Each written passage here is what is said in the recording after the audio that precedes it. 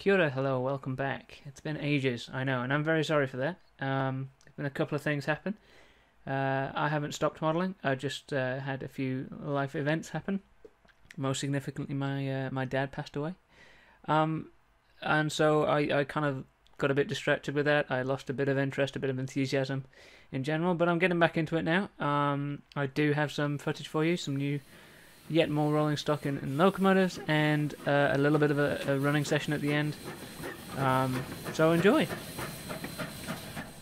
So the first purchase to talk about is this Freightliner 66, which many of you will probably be aware of. It's the Patriot named 66 by Dapple and the Project Railway Honour, available from Revolution trains at the time of recording. My first 66, and it's very tempting to buy more. It's an excellent model, runs really well. I've chipped it now, and it's a delight. So when my Pendolino comes along, I will have stablemates for it of a similar era, if not the exact same era, but yeah, really good model, well done to all those involved, and yeah, you should consider getting one. My next purchase was my first Oxford diecast vehicle. It's a Comma PB minibus van, which is lovely. Got it second hand as well, saved myself a couple of quid there, but yeah, very impressed with my first official Oxford diecast. Will probably be the first of many, especially as I have the car flats coming at some point from the Engage Society, so they will need some vehicles to ride on them too. Next is a couple of PCA wagons. This one quite clearly is kit and cement, will be used for photographing for the randomisemytrains.com website, because I have only got a filler image there at the moment. And next is this Rockwork glass PCA wagon. Now this was kind of an accidental purchase because the description on the Hatton's website was different to the code in the picture, and I assumed that the description was correct. Ignored the picture, which was my mistake, because actually the code is for this version, not for the grey version, which I hoped it was. So I will be passing this on. It isn't appropriate really for my era, as it came in later, after the initial privatisation era. Here we have a departmental grey-yellow OCA wagon. Again, will be used with the Randomise My Trains website, but also in my engineering trains. I have another one over here in rail freight, but this is slightly different in that it's wooden panelled. Recently, many retailers had a grain farish sale. Bachmann decided to shift some of their stock, so I picked up 3 of these poly bulk wagons for quite a reasonable price, I think it's fair to say. It'll go nicely with my Traffic Services Direct Polybulk wagon. It's nice to have a slightly different livery, just to mix it up a bit. Again, these are really nice models. I don't know what else to say about them really. This wagon obviously isn't weathered, unlike my Traffic Services one. I do have weathering powders, but I think I need to learn how to get a spray gun working. I recently purchased, second hand from Hatton's, a Intercity 125 second-hand blue-grey coach, as you can see, from Dapple. It's a lovely detailed coach indeed, much better than the original grey and farish ones.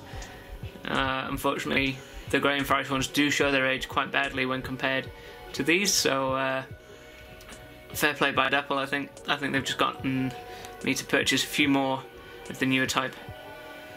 Another purchase, which was actually made like a year ago. I had this sent to Witness Models to be DTC fitted.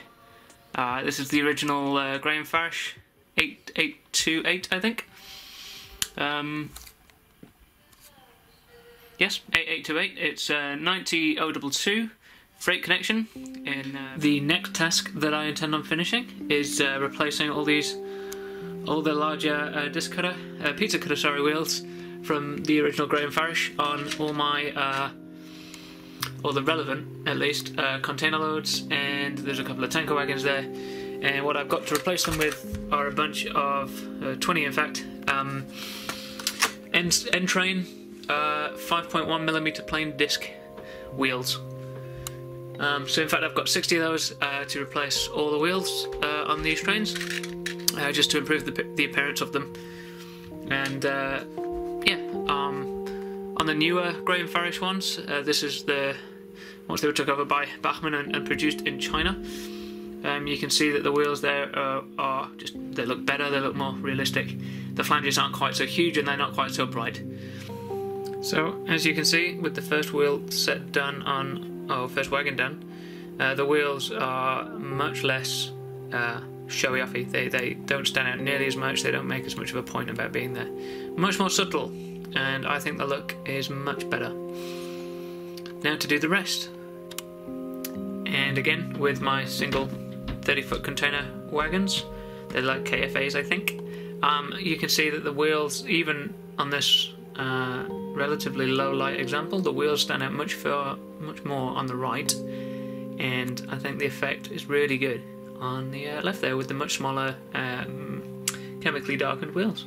They run really well, they sound good, and they markedly improve the appearance of these older Graham Farish wagons. There might be some concern about the ride height for the couplings. To get the focus, as you can see there is a slight difference in height if I just lower that down. But on the 08 for example, you can't really see that much of a difference, or it doesn't matter so much, the couplings still line up well enough. And obviously the other wagons will line up with each other because they'll all have the same wheels. The difference isn't so bad on the rails. Off the rails obviously it's a lot worse. If I zoom out here you can still see my tanker wagons.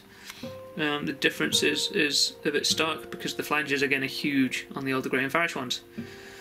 So yeah, I'll obviously carry on, and you'll see the end result when I'm finished. Something else I got through the post was these Oxford Rail miniature vehicles. These are the packs. You've got the 1960s and the 1970s. These are their car flat kind of pre-packed groupings. I didn't quite anticipate perhaps that they'd come with the exact same four in the different 60s. I hoped a little bit more variety, but that's not a problem, it's going to be fine. And then you've got the 70s. I recognise these a little bit more, with the VW, probably a T1, if not the T2. You've got your Citroen 2CV, your Land Rover Defender in the AA yellow, and a VW Beetle. So finally some cars I do recognise. I was born in 87, so a bit closer to my era perhaps. So I'm looking forward to having the Engage Society's car flat wagons come through, because these will jump right on that. And the ones that don't make it on the car flats will obviously make it onto my layout roundabout, because I assume, for example, the AA van doesn't need to be on a car flat. Thankfully, the Engage Society don't just team up with the bigger names like Graham Farish and Dapple to produce their various wagons. Here we have some examples by Pico. These are part of the 50-year anniversary. They are the Shell Oil Class C, Type C tanker wagons. Yep, produced by Pico, and lovely models. Instant feel is they're nicely done. If you've seen the example pictures on the internet, they're quite nice. The printing is good, the colours are vibrant, the livery is nicely applied. I guess if I wanted to be picky, I would say the design and manufacture of these has been on the more cost-effective end. For example, they only have plastic wheels, where many people would prefer metal ones just for the rolling capabilities and a bit more weight perhaps. Again, there is no weight inside, they're not too heavy, they're just moulded plastic. The finer details, such as the ladder and the walkways on top, are also moulded in the plastic rather than perhaps etched parts. But otherwise, you know, I'm super impressed. They've erred on the side of cost effectiveness, and I think it's come off really well. They've got lovely models here, and they weren't really expensive at all. I bought 10 without too much hesitation. So, you know, well done Pico, and well done Engage Society for producing these wagons. There were, I think, 5 other, maybe 4 other wagons to choose from, but these fitted to my era the closest, having the appropriate rail freight livery or icon there, just under the Shell word. I really like them. I mean, they've got the little yellow axle boxes painted and stuff, and you know, I'm not really going to complain. They are really nice models, very cost effective. They look the part, they run fine. I think if we compare them to the Type B tankers that are coming out in the future made by Revolution, I think you're going to notice the difference in quality there quite significantly. But then also Revolution, the tankers are what, double the price, so you'd expect something to tell there. Lastly, for the time being at least, is this Capital Connection train pack. Got it from Model Rail Direct because they had a few and it was on offer. I've been looking at getting this for a while now, so I'm very excited that it's finally arrived. I'm sure there are lots of videos out there of unboxing and stuff, so I won't go into too much detail, but you have the cover, you have obviously the trains and the signal box, all very nicely presented. I do have a couple of Mark IIs already, so they will add to this train. And then finally at the bottom you have the postcards, the certificate, the special wallet, and the imitation gold card. So excellent, nicely done, Batman. A lovely set indeed. Time to chip it and get it running.